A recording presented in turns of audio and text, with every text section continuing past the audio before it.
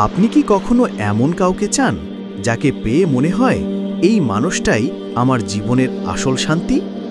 হয়তো আপনি দোয়া করেছেন, কেঁদেছেন, কিন্তু এখনও সে মানুষটাকে পাননি। তবে জেনে রাখেন, আল্লাহ কখনো কাউকে অকারণে দূরে রাখেন না। তিনি জানেন কখন কাকে কিভাবে আপনার জীবনে আনবেন। মনের মানুষকে পাওয়ার জন্য সবচেয়ে শক্তিশালী আমল হচ্ছে নামাজ ও দোয়া।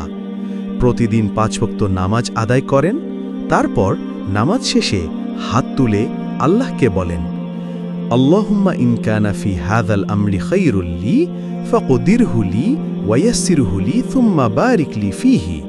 হে আল্লাহ, যদি মানুষটি আমার দিন, জীবন ও পরিণতির জন্য কল্যাণকর হয়, তবে তাকে আমার জন্য নির্ধারণ করুন, সহজ করুন এবং তাতে বরকত দিন। এই দোয়াটা হচ্ছে ইস্তেখারার দোয়া। আপনি চাইলে ঘুমানোর আগে 2 রাকাত নামাজ পড়ে এই দোয়া পড়তে পারেন। এছাড়া কিছু বিশেষ সূরা আছে যেগুলো মনোবাসনা পূরণে খুব কার্যকর। সূরা ইয়াসিন প্রতিদিন 1 বার, সূরা আল ইখলাস 11 বার, সূরা আল ফাতিহা 7 বার। এরপর নিজের মনের মানুষকে পাওয়ার জন্য আল্লাহর কাছে মন খুলে দোয়া করেন। শেষে আল্লাহর কাছে বলেন, হে আল্লাহ, যদি উনি আমার জন্য উত্তম হন তবে আমাদের মিলিয়ে দিন, আর যদি না হন তবে এমন কাউকে দিন যিনি আমার জন্য কল্যাণকর।